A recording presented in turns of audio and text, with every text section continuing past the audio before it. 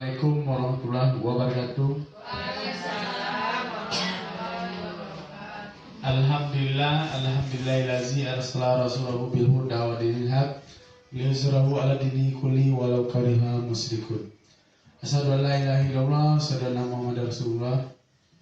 Puji syukur kita ucapkan dari Allah Subhanahu wa taala yang mana atas berkat rahmat dari beliau kita bisa melaksanakan acara workshop penyebaran, pemanfaatan dan penerapan pengalaman aksi nyata budaya positif yang telah dipelajari oleh Ibu Fiktia Nikasari dalam pendidikan guru penggerak angkatan 11.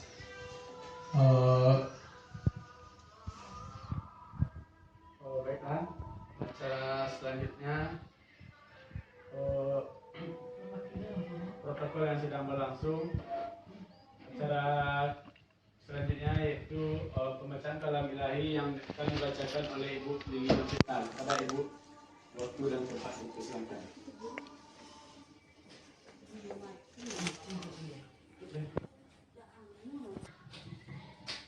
Acara selanjutnya pembacaan kalam ilahi oleh Ibu Lili Novita. Kepada Ibu, waktu dan tempat dipersilakan.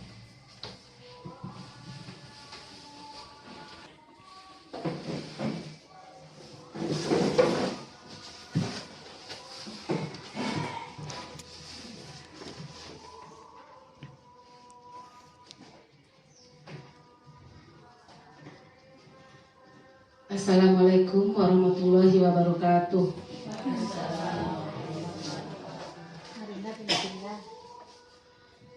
A'udzu billahi minasy syaithanir rajim. Bismillahirrahmanirrahim.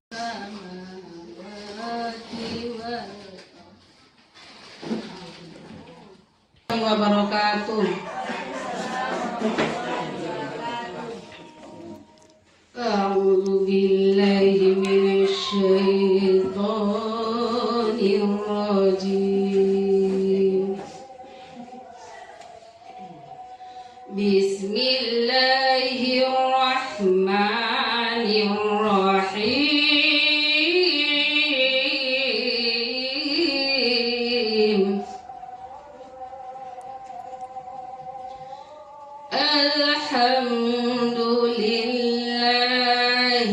Alhamdulillahilladzi khalaqas samawati wal ardh. Khalaqas samawati wal ardh wa ja'ala adh-dhulumati wan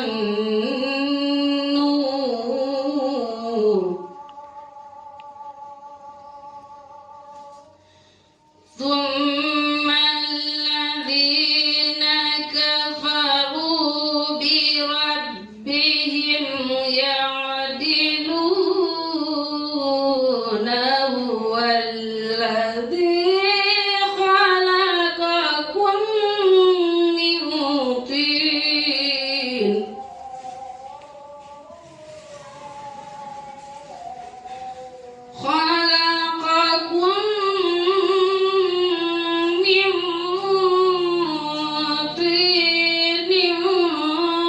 ثم قضى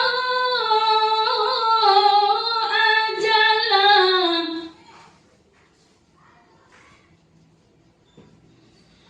وأجل مسمى عنده ثم أنتم تعترون وهو الله في السماوات وفي الأرض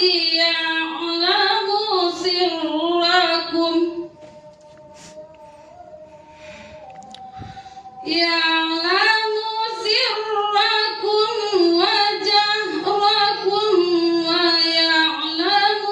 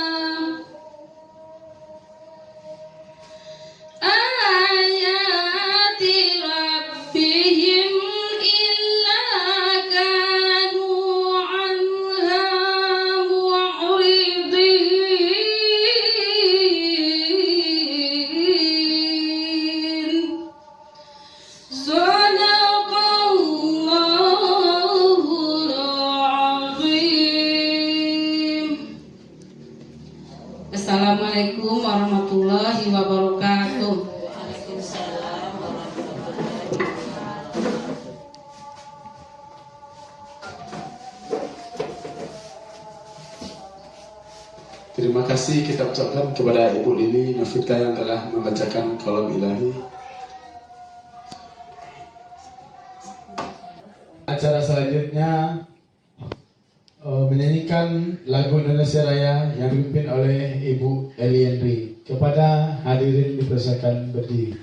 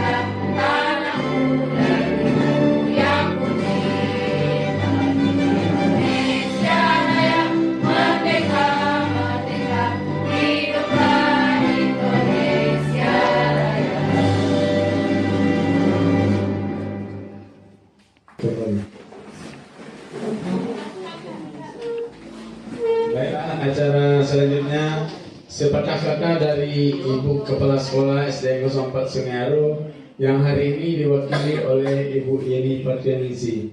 Kepada Ibu, waktu dan tempat dipersilakan.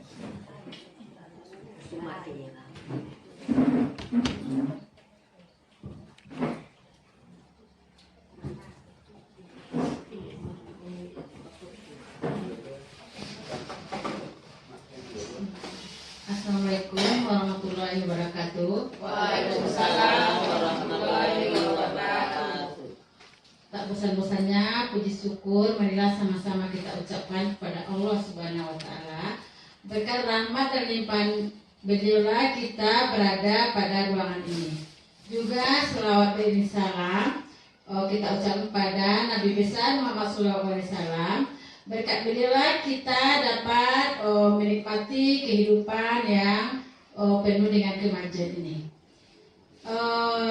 Terima kasih sebelumnya diucapkan kepada ibu-ibu SDN 04 Sumiaro, yang mana pada hari ini kita akan mendukung program BUPIN, yaitu salah satu program yang ada di program Guru Penggerak, yang mana beliau telah mempelajari beberapa modul. Dan modul 1.4 ini beliau harus mendiseminasikan kepada kita semua, yaitu budaya positif. Di sini diminta yang mana BUPIN nanti bisa mengimbaskan apa yang beliau dapatkan pada program Guru Penggerak untuk kita semua, agar program yang beliau kerjakan ini bisa untuk kemajuan anak didik kita di sekolah kita. Mudah-mudahan nanti apa yang dikatakan oleh BUPIN akan bisa kita implementasikan pada kelas kita masing-masing demi kemajuan sekolah kita dan kemajuan lokal kita masing-masing. Mungkin hanya itu yang dapat saya sampaikan. Karena mengingat waktu, kita persilakan nanti BUPIN untuk mendiseminasikan program beliau demi kemajuan kita bersama. Assalamualaikum warahmatullahi wabarakatuh. Waalaikumsalam warahmatullahi wabarakatuh. Terima kasih kepada Ibu Yeni Partianingsi. Acara selanjutnya yaitu pemaparan tentang budaya positif oleh Ibu Pitian Tasari. Kepada Ibu waktu tepat. Assalamualaikum warahmatullahi wabarakatuh. Kata-kata penghormatan kita tumpahkan pada yang telah terdahulu. Kita masuk ke acara kita, yakninya kegiatan diseminasi menyebarkan pemahaman penerapan pengalaman yang berkaitan dengan aksi nyata budaya positif modul 1.4. Sebelumnya terima kasih atas kehadiran Bapak Ibu yang ada di ruangan ini telah meluangkan waktunya dalam mengikuti kegiatan ini, dan mudah-mudahan kegiatan ini ke depannya bisa terlaksana dengan baik. Kemudian kami sebagai guru penggerak pada angkatan 11 di Kabupaten Solok Selatan hari ini ingin berbagi praktik baik. Kita sekarang saling dalam masa pendidikan, jadi kita masih sama-sama belajar. Di sini kita berbagi praktik baik mengenai budaya positif. Baiklah Bapak Ibu, sebelum saya memasuki modul 1.4 ini, ada 3 modul yang telah kami lalui. Yang pertama, yakninya modul 1.1 tentang filosofi Ki Hajar Dewantara. Ki Hajar Dewantara kita kenal adalah Bapak Pendidikan Nasional. Di sini beliau banyak sekali memberikan pendapat yang sangat bermanfaat bagi kita. Yang pada awalnya pemahaman kita sebagai guru hanya kita ini menuntut muridnya untuk bisa, menuntut muridnya untuk mampu, itu adalah suatu hal yang salah. Menurut beliau, kita sebagai pendidik bertugas sebagai menuntun murid-murid kita sesuai dengan kodrat mereka masing-masing. Karena pada dasarnya anak-anak didik kita berasal dari latar belakang yang berbeda-beda. Seperti filosofi beliau, tujuan pendidikan dari Ki Hajar Dewantara adalah kita mendidiknya bukan hanya untuk mereka di bidang kemampuannya saja, tapi juga bagaimana nanti mereka diterima di lingkungan masyarakat. Jadi kita juga membentuk karakter mereka. Kemudian di sini selama ini kita, kalau yang namanya pendidikan dan pengajaran menurut kita kan sama artinya Bapak Ibu. Sini kita luruskan, pendidikan adalah menciptakan ruang bagi murid untuk bertumbuh secara utuh agar mampu memuliakan dirinya dan orang lain dan menjadi pribadi yang mandiri. Di sini juga pendidikan juga tempat persemaian benih-benih kebudayaan dalam masyarakat. Sedangkan pengajaran adalah proses pendidikan dalam memberi ilmu atau berfaedah untuk kecakapan hidup anak secara lahir dan batin. Jadi Bapak Ibu, fungsi kita sebagai guru di sini apakah sebagai pendidik, bukan pengajar. Nah, itu adalah filosofi dari Ki Hajar Dewantara yang selama ini kita masih belum memahami. Jadi fungsi kita sebagai guru di sini adalah sebagai pendidik. Kemudian Bapak Ibu, pada modul 1.2 nilai yang pertama adalah berpihak pada murid. Berpihak pada murid di sini fokus pada perkembangan dan kepentingan siswa dan memahami bahwa setiap siswa memiliki kebutuhan dan potensi yang berbeda-beda. Mungkin selama ini kita sudah menjalaninya, cuma kita belum paham bagaimana yang namanya pembelajaran yang berpihak pada murid. Selama ini kita sudah menjalaninya, tapi kita meluruskan kembali bahwa pembelajaran yang berpihak pada murid itu, yaitu kita memahami bahwa setiap murid kita itu memiliki kebutuhan dan potensi yang berbeda-beda. Jadi kita harus mengetahui dulu potensi mereka masing-masing. Jangan kita samakan murid kita itu semua, karena mereka kadang punya minat dan bakat yang berbeda. Hal itu juga dipengaruhi oleh latar belakang dari lingkungan mereka, bisa dari lingkungan masyarakat maupun dari lingkungan yang paling dekat dengan mereka, yakninya keluarga. Kemudian nilai yang kedua, mandiri. Kita sebagai guru harus memiliki kemampuan untuk mengambil inisiatif dan bertindak secara mandiri. Jadi kita membuat inisiatif berdasarkan perbedaan potensi dari murid kita tersebut. Kemudian yang ketiga, reflektif.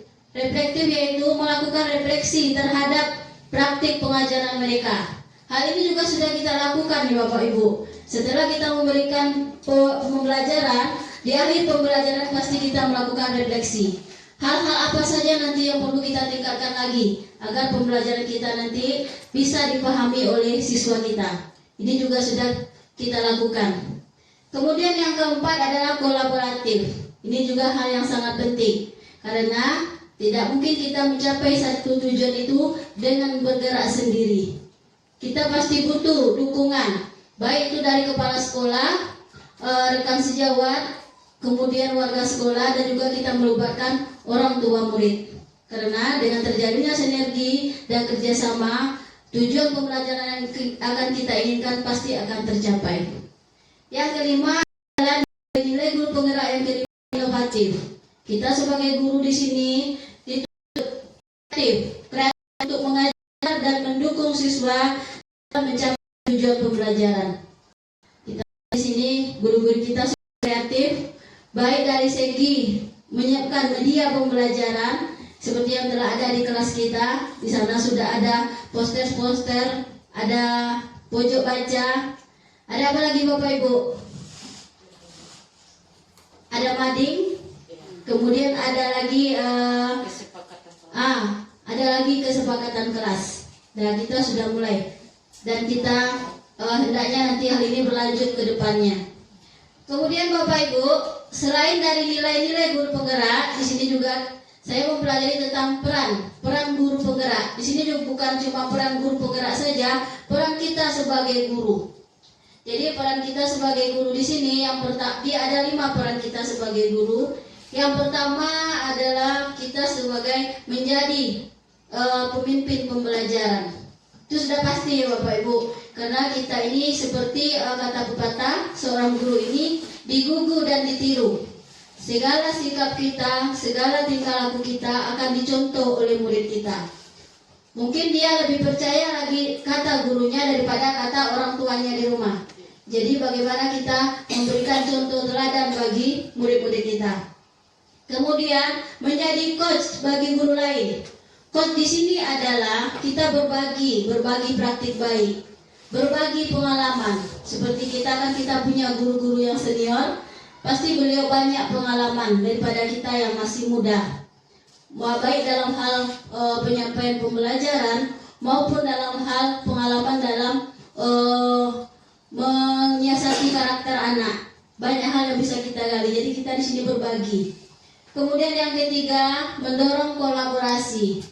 Kolaborasi di sini yaitu menciptakan suasana kerjasama yang kolaboratif di antara rekan-rekan guru. Jadi kita saling bekerja sama. Karena seperti halnya kita, hakikatnya kita sebagai manusia adalah makhluk sosial.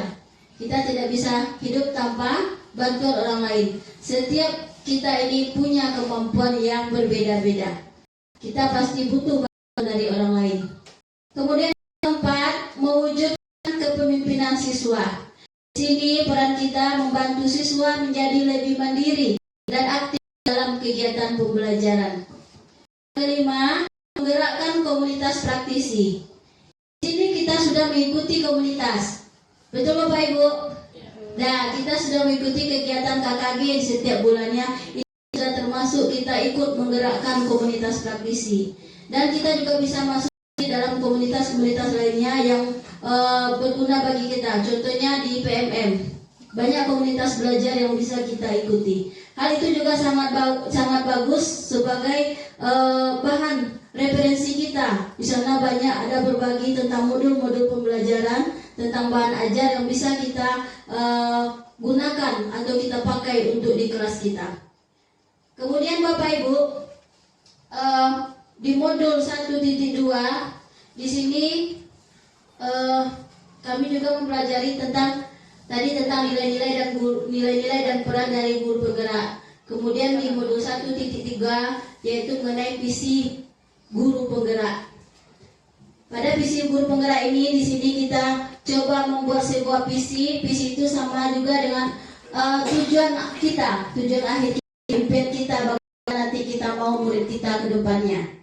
Kita bisa membuat visi. Kemudian kita buat sebuah prakarsa perubahan.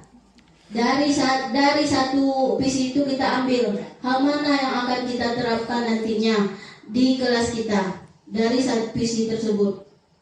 Kemudian saat ini kami sedang berada di modul 1.4, yakninya tentang budaya positif. Di sini banyak hal lagi yang bisa kita gali di sini, Bapak Ibu. Terutama seperti halnya sekarang kita sudah berada di kurikulum merdeka ya Bapak Ibu. Pada kurikulum merdeka ini tujuan kita yaitu melanjutkan profil pelajar Pancasila. Dalam pelajar Pancasila ini ada 6 poin yang nantinya akan kita pakai. Yang pertama yaitu Maha Esa, kemudian berkebinekaan global, kemudian bergotong royong, mandiri, kreatif, dan bernalar kritis. Inilah pembelajaran dengan paradigma baru. Ini merupakan pembelajaran yang dirancang berdasarkan prinsip pembelajaran berdiferensiasi, sehingga para peserta didik belajar sesuai dengan kebutuhan berdasarkan tahap perkembangan sesuai teknologi psikologi modern dengan tujuan untuk mewujudkan profil pelajar Pancasila. Ini yang tadi tujuan pembelajaran. Jadi tujuan pembelajaran kita ini sebagai pendidik, bukan pengajar. Pendidikan adalah menuntun segala pelajaran yang ada pada anak agar mereka dapat mencapai keselamatan dan kebahagiaan yang setinggi-tingginya, baik sebagai manusia maupun sebagai anggota masyarakat.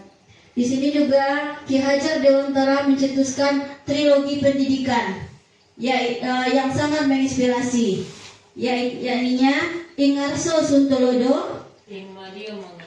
Ya betul.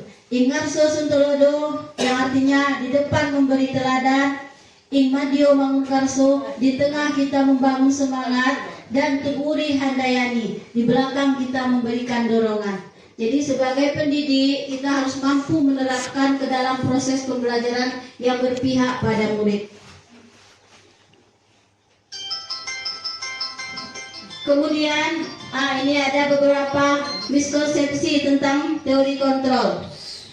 Ini ada miskonsepsi yang pertama, nanti kita lihat ada ilusi mengontrol murid, ada ilusi bahwa kritik dan membuat rasa bersalah mampu menguatkan karakter, ada ilusi bahwa semua penguatan positif efektif dilaksanakan, dan ilusi bahwa semua dewasa boleh memaksa. Ini adalah hal yang salah. Hal yang salah tentang teori kontrol. Jadi di sini kita coba mengubah dari stimulus ke pendekatan teori kontrol. Di sini stimulus responnya realitanya kebutuhan kita sama.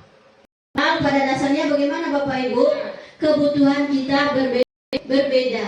Kemudian semua orang melihat hal yang sama. Pada kenyataannya setiap orang memiliki gambaran yang berbeda-beda. Kemudian kita coba mengubah agar berpandangan sama dengan kita. Hal itu mungkin susah ya Bapak Ibu. Jadi di sini di teorinya kita berusaha memahami orang lain tentang dunia. Kemudian buruk lihat sebagai kesalahan. Di teorinya semua perilaku itu pasti memiliki seseorang melakukan hal berarti tujuannya. Jadi kita di sini pandang dari segi positif dan negatifnya. Sekarang kita masuk ke disiplin positif. Disiplin positif ini berasal dari kata sifat, yang berarti seseorang yang belajar dari diri sendiri atau secara adalah mengikuti seorang pemimpin memiliki terhadap nilai yang di sini ada pada pengembangan tanggung jawab dengan penggadean yang seimbang dan mendukung. Sebagai pendidik, kita adalah menciptakan murid yang memiliki disiplin hingga mereka berperilaku mengacu pada nilai kebaikan universal dan memiliki motivasi intrinsik dalam perilaku arah yang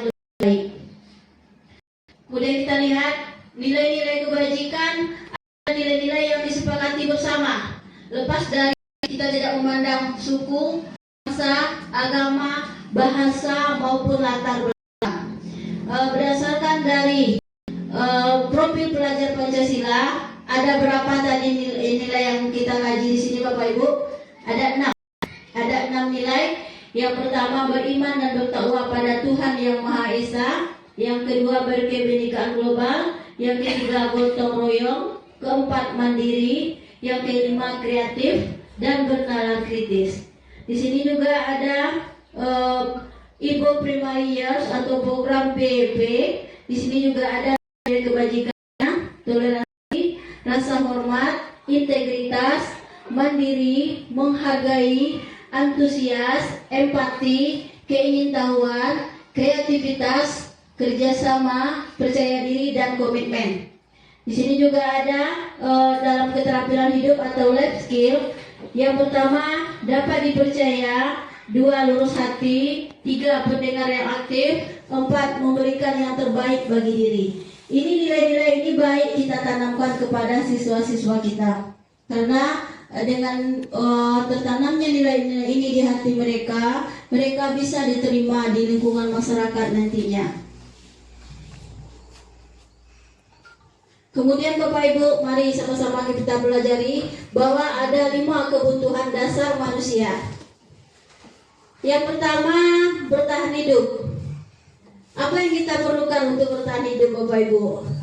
Nah, sudah pasti kita butuh makanan, kebutuhan pokok, ada sandang, ada pangan.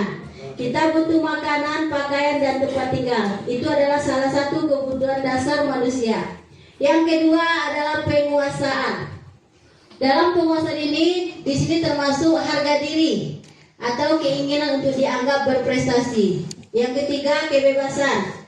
Kebebasan di sini adalah mandiri, memiliki pilihan, dan kemudian bebas mencoba hal yang baru. Yang ketiga, kasih sayang dan rasa diterima. Rasa diterima, dipedulikan, berbagi, dan bekerja sama. Yang kelima, kesenangan. Kesenangan di sini termasuk di sini kegiatan bermain, humor, dan tertawa. Dan Bapak Ibu, sekarang coba perhatikan dulu 5 kebutuhan dasar manusia ini, karena nanti kita ada pertanyaan ke hal mana nanti, kebutuhan dasar yang mana nanti kalau kita buatkan sebuah ilustrasi. Silakan dulu Bapak Ibu baca sebentar. Nanti kita lanjutkan. Sudah? Nah, silakan. Di foto.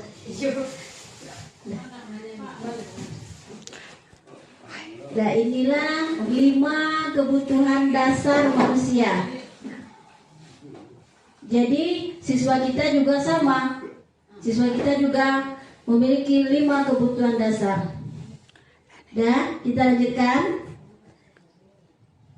Nih, saya ada 5 contoh kasus. Nah, kasus yang pertama, Pauzel senang sekali melemparkan kertas ke arah temannya yang sedang fokus belajar. Jadi Bapak Ibu, silakan nanti masukkan ke diantaranya 5 kebutuhan dasar manusia tadi. Kasus yang pertama ini kemana, kebutuhan mana yang tidak terpenuhi oleh Pauzel? Yang kedua, Amel sering sekali mengambil jajanan teman sebangkunya. Hal ini dia lakukan karena dia lapar.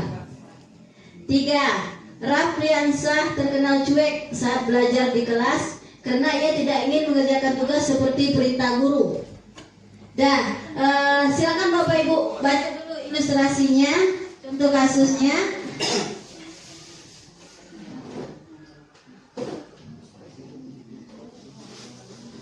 Yang keempat, ketika diminta mengerjakan latihan ke depan, Raffi selalu berlari ke depan dengan penuh semangat. 5. Zila sangat senang belajar dengan Bu Wati karena metode belajar guru tersebut bervariasi.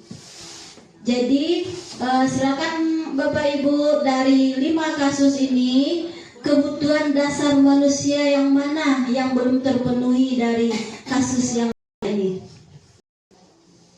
Bisa kita jawab bersama.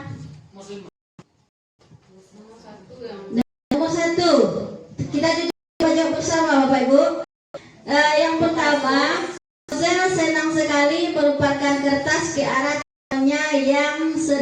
fokus belajar. Jadi tadi kita ingat dulu, ada 5 kebutuhan dasar manusia tadi. Masih ingat Bapak Ibu? Yang pertama apa tadi? Nah, kebutuhan untuk bertahan hidup. Yang kedua, penguasaan. Yang ketiga, kebebasan. Yang keempat,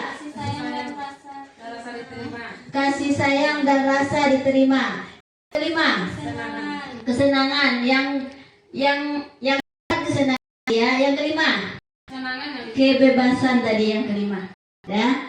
Jadi Bapak Ibu, mari kita coba jawab. Dari kasus yang pertama, kebutuhan mana yang belum terpenuhi oleh Fauzel menurut Bapak Ibu? Kasih sayang. Kesenangan. Ayo, boleh berpendapat, boleh. Dia senang sekali melemparkan kertas ke arah temannya yang sedang fokus belajar. Bagaimana Bapak Ibu? Kasih sayang. Kasih sayang. Ayo. Tidak kasih sayang tertera rasa terima dipedulikan, mungkin dia tidak dipedulikan, jadi dia mengambil perhatian. Gitu. Boleh. Kita cek. Betul tidak jawaban kita? Kita kunci dengan kasih sayang. Kita coba. Ya, betul. Berarti sudah bisa Bapak Ibu memilih.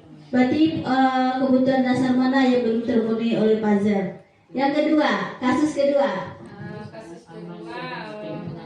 Bertahan hidup. Ya, kenapa Ibu berkesimpulan dia belum memenuhi kebutuhan dasar yang bertahan hidup? Ya, karena dia lapar. Betul sekali, karena dia lapar. Nah, untuk dia bisa, kita kan untuk manusia bisa hidup kita perlu makanan. Ya, betul. Dah berarti hebat. Ini ibu-ibu guru hebat ini udah bisa menyimpulkan. Dah berarti kebutuhan untuk bertahan hidup. Yang ketiga, Bu Nora bisa Bu Nora? Silakan Bu Nora.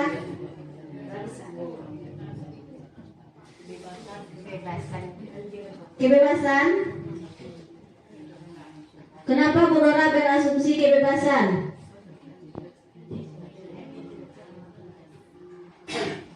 Kita ambil kata kuncinya dulu.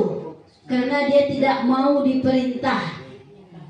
Berarti kebutuhan mana yang belum terpenuhi oleh Rafiansa? Kebebasan mungkin. Kebebasan. Karena dia tidak mau diperintah. Iya. Menjalankan apa yang Dia sesuai dengan keinginan dia sendiri. Ya, betul. Kebebasan. Nah, karena dia tidak mau diperintah, kita kunci dengan kata itu. Karena dia tidak mau diperintah oleh guru. Yang keempat, Penguasaan. nah, berarti dia mampu kan? Dia mampu, dia ingin diakui kemampuannya. Nah, dia berlari ke depan dengan semangat. Betul, penguasaan. Yang kelima,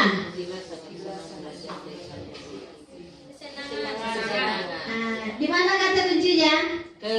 Sangat senang. Berarti dia dah hebat. Tepuk tangan dulu. Bisa terpecahkan langsung kasusnya. Ya, ini adalah contoh kasus tentang pemenuhan kebutuhan dasar mana yang belum terpenuhi dari masing-masing kasus ini. Kita lanjut. Nah, kita punya teka-teki Bapak Ibu.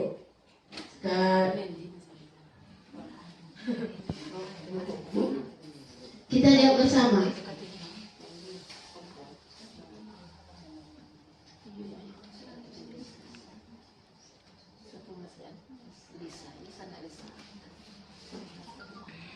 Ini teka-tekinya kita tebak gambar.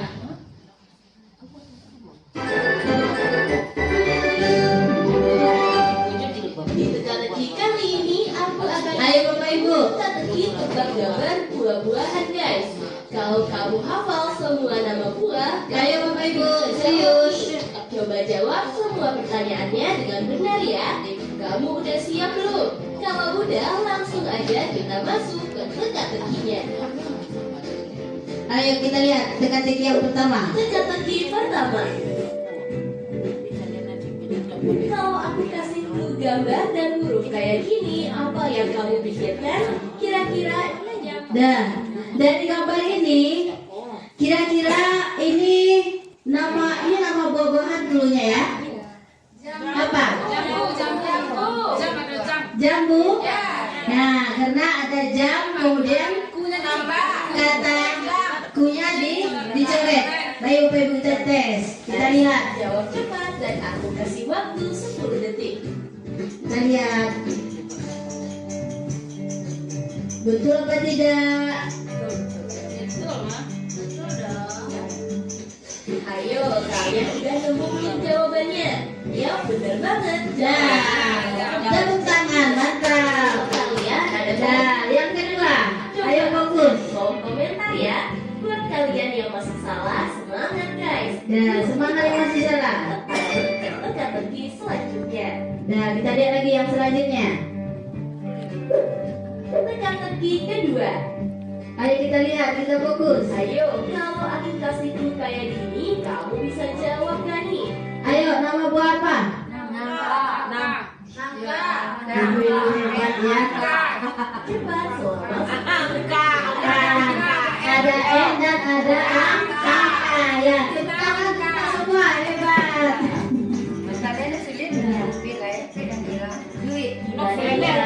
Tidak, bisa kita lihat. Jawabannya adalah buah Nah, betul sekali Bapak Ibu. Apa nih? Makanya fokus ya guys. Kita lihat lagi. Teka-teki ketiga. Kalau buah yang satu ini biasa Ayo. dijual sama tukang buah keliling nih. Ayo, Melon. kita cek. Betul atau tidak jawabannya? Pasti bisa jawab ya. Waktunya dari sekarang ya. Ayo, ada bel. Bel B-nya diganti dengan M. Kemudian balon B-nya dicoret. Betul sekali. Bisa jawabnya. Satu lagi. Teka-teki sama. Ibu-ibu hebat ini. Ayo.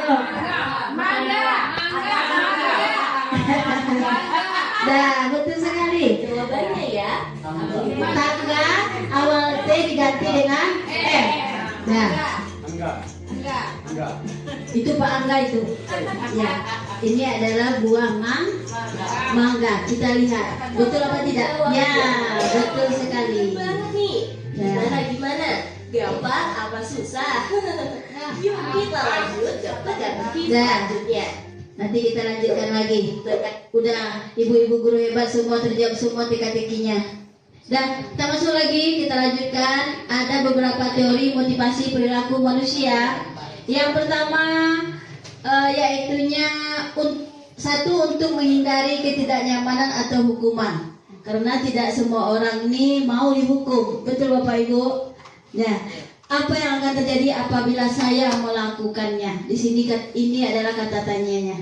Yang kedua, untuk mendapatkan imbalan dari orang lain atau institusi. Apa yang akan saya dapatkan apabila saya melakukannya? Itu yang menjadi pertanyaannya. Yang ketiga, untuk menghargai sendiri.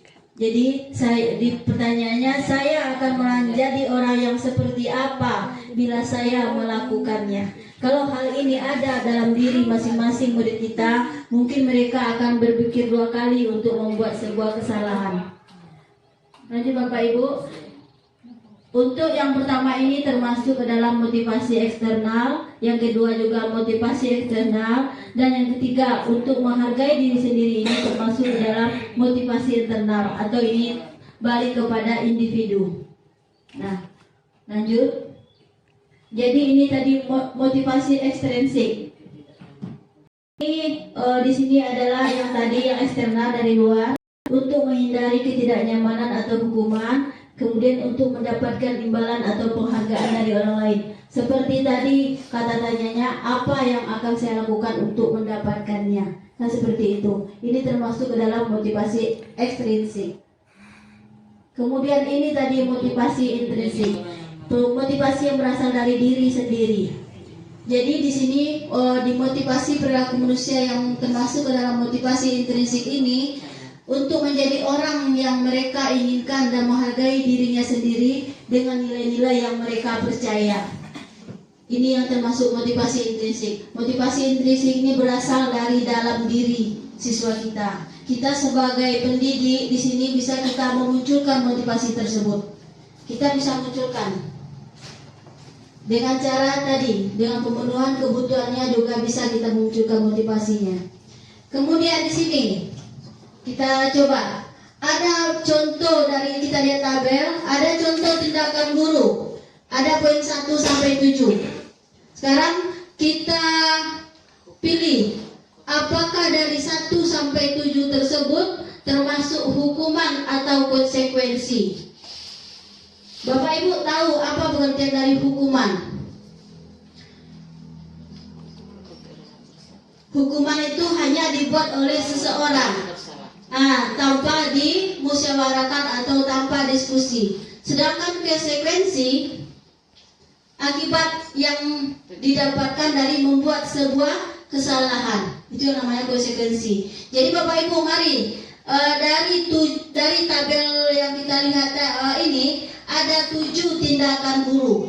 Sekarang coba kita jawab, termasuk hukuman atau konsekuensi kah dari 7 ilustrasi ini? Kita lihat yang pertama, kita simpulkan. Mencatat 100 kali di dalam buku kalimat saya tidak akan terlambat lagi karena terlambat ke sekolah. Konsekuensi lah. Jadi menurut Bapak Ibu ini hukuman atau konsekuensi? Konsekuensi. Kenapa Bapak Ibu berasumsi bahwa soal ini konsekuensi? Akibat dari apa yang dilakukannya. Karena dia datang terlambat. Ya, kita cek. Kata saya hukuman. Hukuman. Nah, ini sudah simpulkan. Hukuman. Yang kedua, lari mengelilingi lapangan basket 2 kali karena terlambat hadir di sekolah. Hukuman. Konsekuensi itu apa contohnya? Konsekuensi contohnya menggantikan kertas tugas teman yang telah dicoret-coret. Berarti dia mencoret dari kegiatan mencoret dia di konsekuensi dia mengganti kertas tugas teman tersebut. Yang kelima, membersihkan tumpahan air. Membersihkan tumpahan air di meja tulis karena tersenggol pada saat belajar. Jadi ada hal yang dirugikan yang didapat oleh temannya kan. Kemudian yang ketujuh contohnya konsekuensi lari mengelilingi lapangan basket 2 kali karena terlambat 10 menit untuk pelajaran PJOK. Nah, jadi di sini kita bisa membedakan apa itu hukuman, apa itu konsekuensi. Nah, nanti kita lanjutkan. Kita akan bahas ada posisi kontrol namanya. Kita sebagai guru bisa melakukan refleksi. Selama ini kita berada di posisi kontrol yang mana? Kita lanjutkan. Nih. Ini kesimpulannya. Hukuman tidak terencana atau tiba-tiba. Kemudian murid tidak dilibatkan. Tidak dilibatkan di sini dalam membuat hukumannya. Yang kedua bersifat satu. Yang keempat berupa hukuman fisik atau psikis. Psikis ini adalah kejiwaan anak, atau anak itu merasa kadang dia malu atau dia merasa sedih karena dihukum. Kemudian konsekuensi, kalau konsekuensi ini dia terencana atau disepakati sesuai dengan peraturan. Kemudian yang kedua, murid tetap tidak nyaman, pasti. Itu pasti ya Bapak Ibu. Yang ketiga, sikap guru selalu memonitor. Ini yang konsekuensi. Dan yang ketiga, restitusi. Inilah nanti yang coba akan kita terapkan pada siswa kita. Restitusi di sini yang pertama adalah proses untuk menciptakan kondisi bagi murid untuk memperbaiki kesalahannya, bukan dengan cara memberi hukuman atau menerima konsekuensi kesalahannya. Kedua, ini adalah proses kolaborasi yang mengajarkan murid untuk mencari solusi. Dari solusi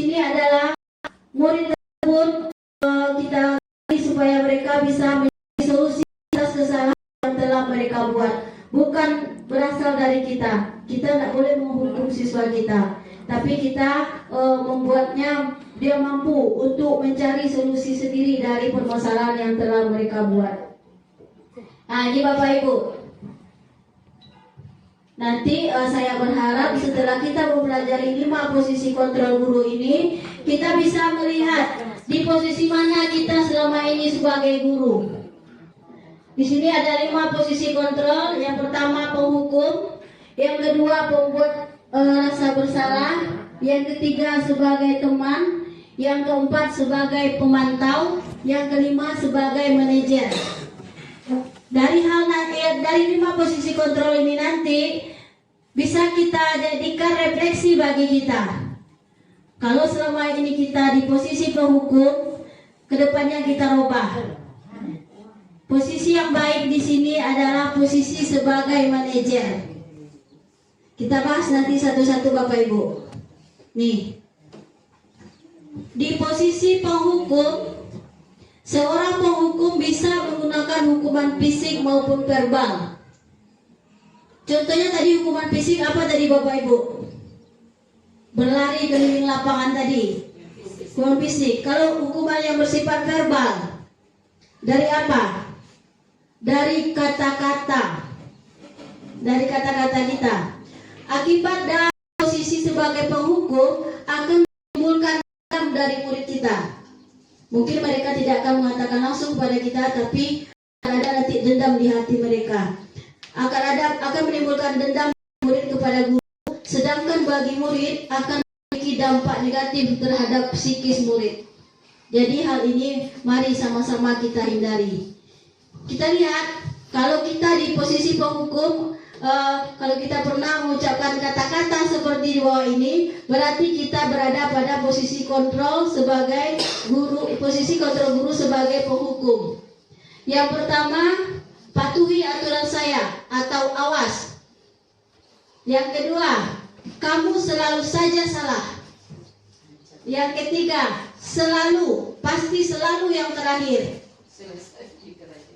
Yang keempat, setiap masalah pasti kamu selalu dalamnya.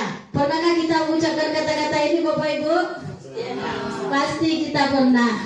Ya. Kalau ini yang kita lakukan selama ini, berarti pada posisi kontrol guru kita termasuk ke dalam posisi penghukum. Apakah posisi ini baik kita lanjutkan ke depannya Bapak Ibu?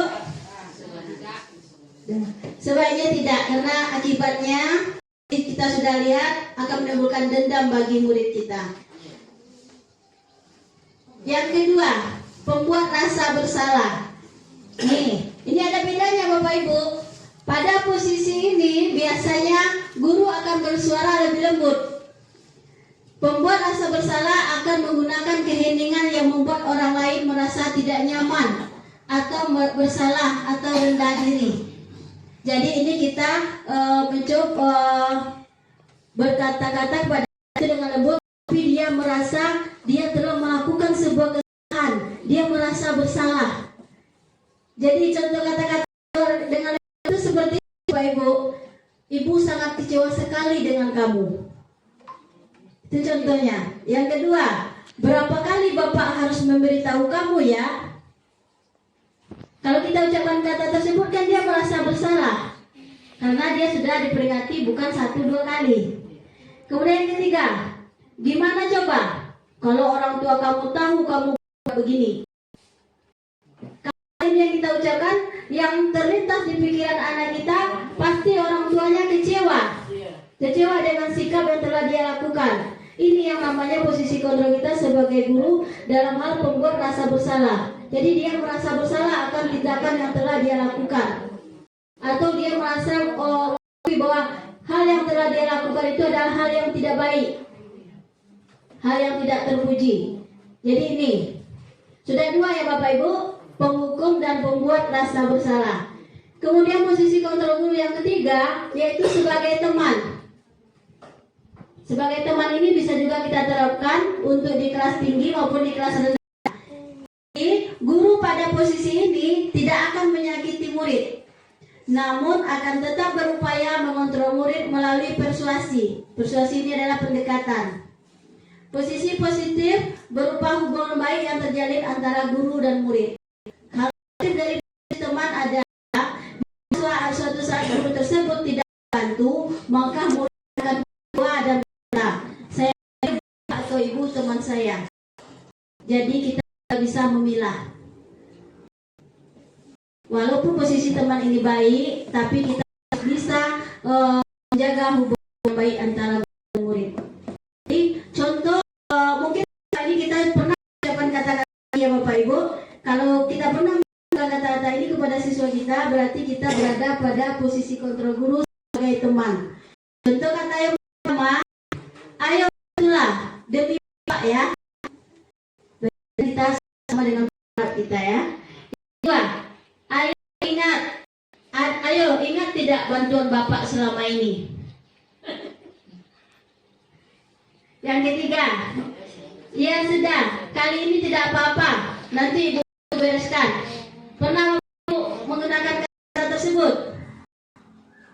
Mungkin pernah ya. Karena di kelas rendah, mungkin ya kalau dia misalnya menumpahkan air, atau dia kurang badan, dia kasih sengaja dan mungkin tersebut membersihkan sendiri. Jadi kalau pada posisi ini kita berada pada posisi kontrol sebagai teman. Lanjut yang keempat, di sini ada posisi kontrol guru yang keempat, yaitu sebagai pemantau. Sebagai pemantau di sini berarti mengawasi. Pada saat kita mengawasi, kita bertanggung jawab atas perilaku orang-orang yang kita awasi. Posisi pemantau berdasarkan pada peraturan-peraturan dan konsekuensi. Posisi pemantau sendiri awal dari tadi, stimulus respon yang menunjukkan tanggung jawab guru dalam mengontrol murid. Nah, kalau contoh pertanyaan yang diajukan oleh guru sebagai seorang pemantau, yang pertama adalah peraturannya apa? Kita akan kembali ke anak kita. Peraturannya apa? Berarti diingat. Kalau misalnya melanggar sebuah peraturan, berarti peraturan apa yang sudah ada di sekolah yang telah dia langgar.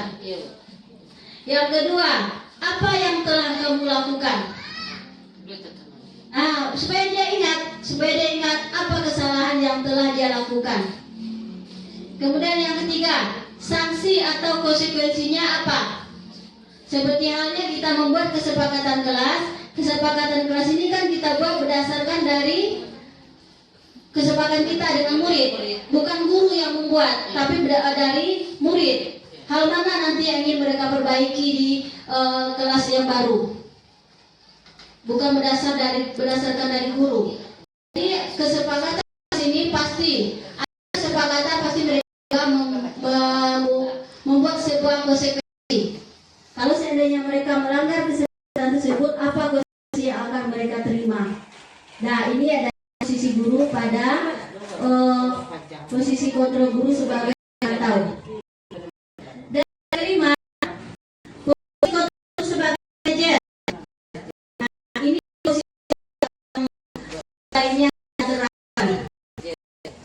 Di sini bersama dengan murid, kita libatkan, memperlakukan murid, mempertanggungjawabkan perilakunya, mendukung murid agar dapat menemukan solusi atas permasalahannya sendiri. Jadi kita mengarahkan murid ini agar mereka dapat menemukan solusi dari permasalahan yang telah mereka buat. Bukan kita yang menjatuhkan hukuman kepada mereka. Jadi kalau kita pada posisi seorang manajer, bisa ada berapa contohnya. Pertama, yaitu apabila ada seorang kita yang membuat kesalahan, pertanyaan yang kita ajukan adalah apa yang kita yakini. Ini kembali ke keyakinan kelas. Kemudian, apakah kamu meyakininya? Jadi kita kembalikan lagi ke siswa kita. Apakah mereka masih ingat dengan kesepakatan kelas yang telah dibuat? Yang ketiga, jika kamu meyakininya, apakah kamu bersedia memperbaikinya? Jadi tidak langsung kita hukum, Dan kita bimbing dia agar dia mencari solusi dari permasalahannya. Yang keempat, jika kamu memperbaiki ini, hal ini menunjukkan apa tentang dirimu. Dia bisa perubahan atau rasa tanggung jawab. Kemudian yang kelima, apa rencana kamu untuk memperbaiki hal ini? Jadi kita memotivasinya untuk mencari solusi dari permasalahan yang telah mereka buat. Ya, bukan kita yang menyimpulkan, bukan kita yang menentukan. Dan kita lihat ada sebuah video. Kita lihat di sini dari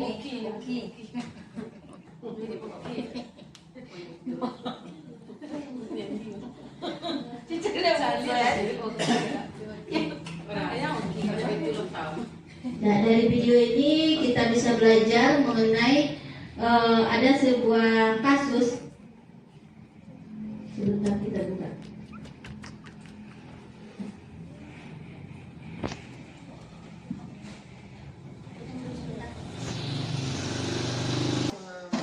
Baik Bapak Ibu, kita lanjutkan. Pada video ini adalah kisah seorang murid dan gurunya. Pada awalnya di sini dalam cerita ini, dia sering datang terlambat ke sekolah. Karena dia sering datang terlambat di sekolah, gurunya tanpa menanyakan alasannya selalu memukul tangannya dengan rol. Dia selalu dimarahi, langsung dihukum oleh gurunya tanpa gurunya bertanya kenapa dia terlambat. Setelah 3 kali berturut-turut dia terlambat dan selalu dihukum oleh gurunya, pada hari keempat gurunya tersebut menemukan bahwa dia melihat alasan kenapa anak ini selalu datang terlambat ke sekolah. Karena sebelum dia berangkat ke sekolah, dia selalu mengantarkan ibunya yang terapi ke sebuah rumah sakit. Jadi dia mendorong ibunya itu dengan kursi roda. Jadi hal tersebutlah yang membuat sehingga dia datang ke sekolah sering terlambat. Hal itu disaksikan oleh gurunya tersebut. Hal itu menyentuh hati gurunya tersebut sehingga gurunya merasa bahwasanya yang selama ini dia lakukan kepada muridnya tersebut adalah hal yang salah. Dia sudah berada pada posisi guru sebagai seorang penghukum, tanpa dia mengetahui dulu apa hal yang membuat anak-anaknya ini terlambat datang ke sekolah. Melihat hal tersebut, mengubahlah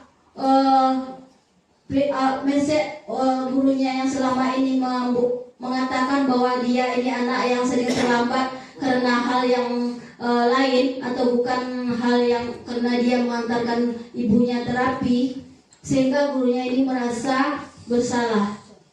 Gurunya ini merasa bersalah dengan hal yang telah dilakukan selama ini, sehingga pada saat jam pembelajarannya anak ini kembali datang terlambat, guru ini tidak lagi memukul tangannya. Malahan guru ini langsung memeluk anak tersebut. Karena sesungguhnya hal yang dilakukan oleh anak tersebut adalah hal yang sangat terpuji atau hal yang baik. Dia sebelum dia ke sekolah dia membantu ibunya dulu. Jadi guru ini merasa bersalah atas sikapnya selama ini yang telah dia simpulkan bahwa anak ini terlambat karena hal yang tidak baik atau karena dia memang malas seperti itu. Jadi Bapak Ibu, sebaiknya sebelum kita memberikan sebuah kesimpulan tentang perilaku siswa kita, sebaiknya kita ketahui dulu latar belakangnya, apa kendalanya dan penyebabnya yang mengakibatkan melakukan hal tersebut. Jangan langsung kita beri hukuman. Dan Bapak Ibu, jadi dari 5 posisi kontrol yang sudah kita pelajari tadi, kita lihat dengan kata saya kecewa sekali dengan yang kamu lakukan. Jadi coba kita jawab, berada di posisi kontrol yang mana kita? Bapak Ibu masih ingat yang tadi ada 5 posisi kontrol. Yang pertama sebagai penghukum, yang kedua pembuat rasa bersalah, yang ketiga sebagai apa tadi Bapak Ibu masih ingat? Sebagai teman, yang keempat sebagai pemantau, yang kelima sebagai manajer. Jadi kalau kata ini yang kita ucapkan, berada di posisi kontrol manakah kita? Saya kecewa sekali dengan yang kamu lakukan. Ya, yang kedua, benar Bu, pembuat rasa bersalah. Yang kita lanjutkan, kalau kita mengatakan hal ini, berada di posisi kontrol manakah kita? Kamu ini tidak pernah benar melakukannya. Berarti ini kita sudah menyimpulkan. Nah, betul sekali Bu Kepala Sekolah, bahwasanya ini kita berada pada posisi kontrol sebagai penghukum. Karena kita sudah menjudge anak ini bahwa dia tidak pernah melakukan hal yang benar. Kan seperti itu. Berarti kita sebagai penghukum. Yang ketiga, apa rencanamu untuk menyelesaikan masalah ini? Berarti berada di posisi kontrol yang mana kita? Manajer. Nah, sebagai seorang manajer, betul. Jadi di sini kita mencoba mencari solusi dari hal yang mereka lakukan. Dari lagi yang berikutnya, ayolah lakukan demi ibu ya. Sebagai apa? Sebagai teman. Dah, bagus sekali. Tepuk tangan dulu. Hebat nih, Bapak Ibu, hebat nih. Bisa semua. Satu lagi. Kamu tidak pernah mendapatkan nilai jika tidak mengerjakan tugas. Apa ini? Hukuman? Hukuman? Oke. Mantap. Nanti lo contoh. Dah. Kamu tidak pernah mendapatkan nilai. Ya kalau dia tidak mengerjakan pasti dia tidak mendapatkan nilai. Nah, betul sekali Bapak Ibu. Nah, sekarang kita akan ke materi keyakinan kelas. Keyakinan kelas ini bukan peraturan kelas. Keyakinan kelas ini berasal dari siswa kita sendiri. Guru hanya mengarahkan. Beda dengan peraturan kelas. Kalau peraturan kelas ini satu arah, bisa guru saja yang membuat tanpa berdiskusi dengan murid. Jadi beda antara keyakinan kelas dengan peraturan kelas. Kita lihat bagaimana cara kita membentuk sebuah keyakinan kelas di kelas kita. Keyakinan kelas inilah nanti yang akhirnya menjadi kesepakatan kelas. Ya Bapak Ibu. Yang pertama dia bersifat abstrak. Yang kedua berupa pernyataan universal. Jadi ini pendapat dari semua murid kita. Yang kedua dibuat dalam pernyataan positif. Jadi dengan menggunakan kata-kata yang positif. Kemudian sedikit saja agar mudah diingat. Jadi jangan terlalu panjang. Nah ini kalau dia lakukan kesalahan, dia yang apakah melanggar kesepakatan kelas yang telah dia buat.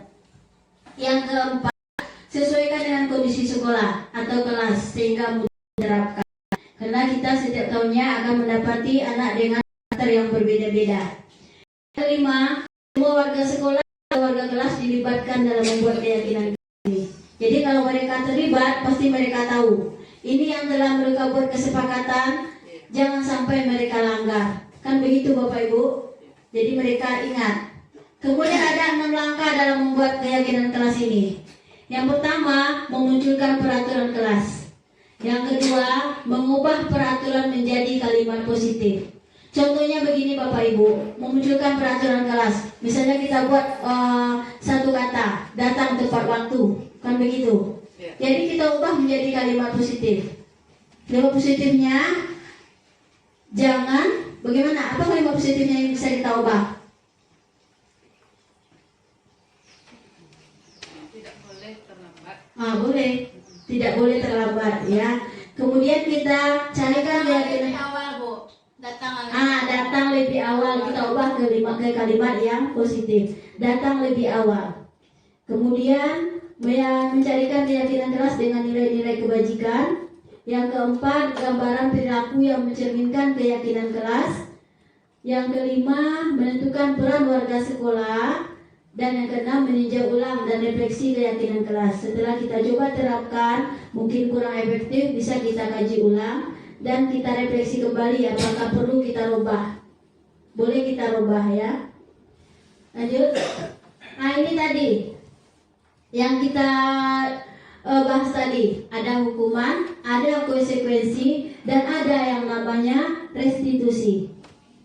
Nah, restitusi ini kita memakai prinsip segitiga restitusi. Restitusi adalah proses menciptakan kondisi bagi murid untuk memperbaiki kesalahan mereka, sehingga mereka dapat kembali ke kelompok mereka dengan karakter yang lebih kuat. Maksudnya karakter yang lebih kuat di sini, karakter yang lebih baik.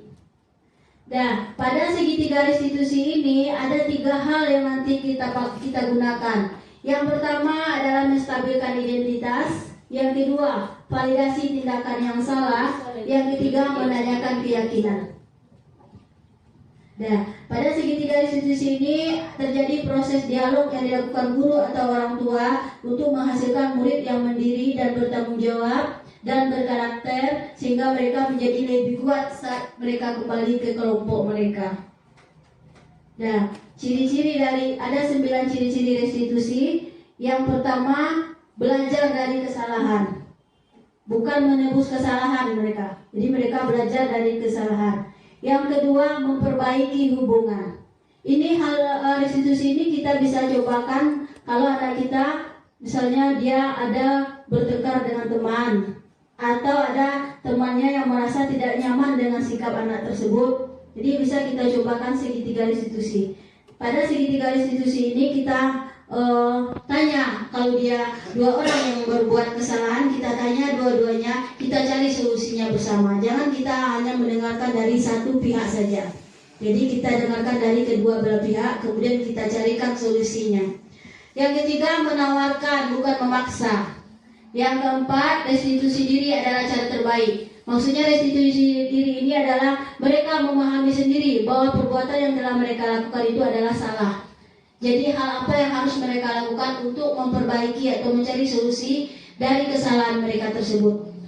Dan yang kelima, menuntun untuk melihat ke dalam diri. Melihat ke dalam diri di sini, seandainya hal tersebut terjadi pada dirinya, apa yang mereka rasakan. Jadi kita sama dengan kalau hal yang kita lakukan ke teman tadi dilakukan lagi teman tersebut ke kita, apa hal yang kita rasakan, sama dengan itu. Yang kelima, mencari kebutuhan dasar yang mendasari tindakan. Sama dengan tadi, kebutuhan dasar mana yang belum mereka yang terpenuhi.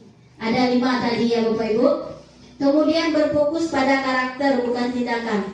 Jadi yang kita ubah di sini adalah karakternya, bukan tindakannya. Yang kelima, berfokus pada solusi. Solusi adalah mencari pemecahan dari masalah yang mereka hadapi. Yang kesembilan, mengembalikan murid yang berbuat salah pada kelompoknya. Jadi jangan sampai murid ini dikucilkan oleh temannya karena dia pernah berbuat salah. Padahal kita tidak mengetahui hal apa yang menyebabkan mereka berbuat hal tersebut. Sebaiknya kita kaji dulu, kita tanya dulu. Kemudian di sini pada restitusi yang pertama, menstabilkan identitas. Ini gunanya untuk membuat anak yang merasa gagal karena berbuat salah menjadi positif terhadap temannya. Jadi pada awalnya anak ini dia berbuat salah, kita munculkan ke sini menjadi hal positif terhadap dirinya. Bahwa di sini berdasarkan prinsip membuat kesalahan adalah bagian dari sebuah proses pembelajaran. Dalam hal ini kita memunculkan bahwa berbuat salah itu manusiawi karena setiap orang pasti pernah berbuat salah. Yang kedua, tidak ada manusia yang sempurna.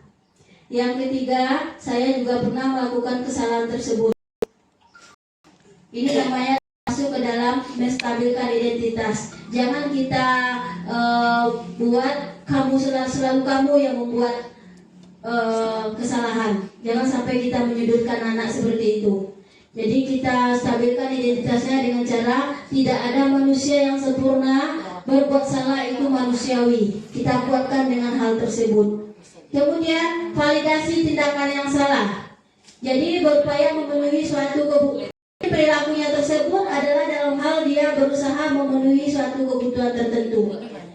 Nah, jadi di sini ada contoh beberapa validasi tindakan yang salah. Yang pertama, padahal kamu bisa melakukan hal yang lebih buruk dari ini. Salah kita sebagai guru Bapak Ibu. Dia sudah berbuat salah, malah kita motivasi untuk berbuat hal yang lebih buruk dari ini. Itu adalah salah satu validasi tindakan yang salah. Dan lanjutkan, menanyakan keyakinan. Keyakinan di sini bahwa pada dasarnya kita termotivasi secara intrinsik. Nah, di sini bisa kita buat dalam sebuah pertanyaan, apa yang kita percaya sebagai kelas atau keluarga. Dan saya sudah mencobakan kemarin, ada 2 siswa yang berbuat salah, yaitu kasusnya dia sering menyebut nama orang tuanya, sehingga salah satu anak tersebut merasa tidak nyaman dengan hal tersebut. Nah, jadi di sini bisa kita selesaikan dengan cara kita panggil dua-duanya, kita tanya hal mana keyakinan keras yang dilanggarnya. Berarti yang dilanggarnya adalah menghormati orang lain.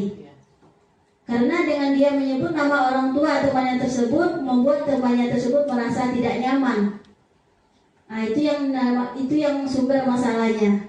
Jadi kita sebagai guru, kita carikan solusinya sehingga anak tersebut merasa bahwa perbuatan tersebut membuat teman tidak nyaman. Jadi mencari solusi agar hal tersebut tidak dilakukannya lagi.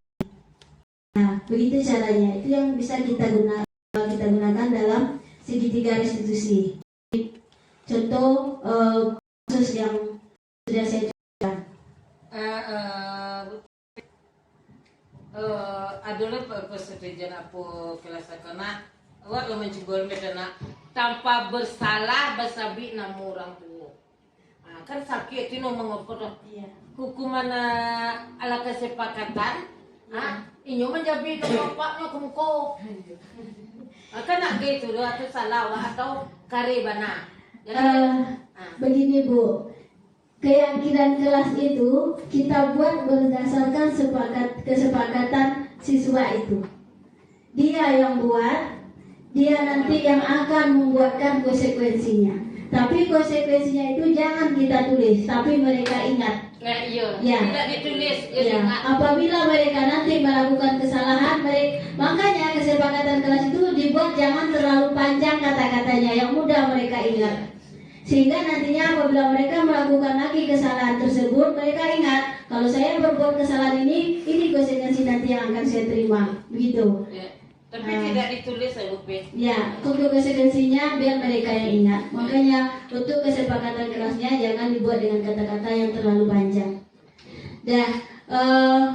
Mungkin cukup sekian Bapak Ibu. Mudah-mudahan hal ini berguna bagi kita semua. Karena saya juga masih dalam proses belajar. Mudah-mudahan kedepannya hal ini bisa kita terapkan bersama-sama di sekolah. Dan hal ini bisa membuat perubahan yang positif bagi siswa kita dan khususnya juga bagi kita sebagai pendidik, sebagai guru. Karena kita meyakini guru ini adalah sesuai dengan filosofi Ki Hajar Dewantara bahwa seorang guru ini bertugas sebagai menuntun, bukan menuntut. Ya, terima kasih atas waktunya Bapak Ibu. Saya sangat berterima kasih karena Bapak Ibu sudah melakukan waktu dalam kegiatan ini. Semoga hal ini bermanfaat ke depannya untuk kita bersama. Akhir kata saya tutup dengan wabillahi taufiq wal hidayah. Wassalamualaikum warahmatullahi wabarakatuh.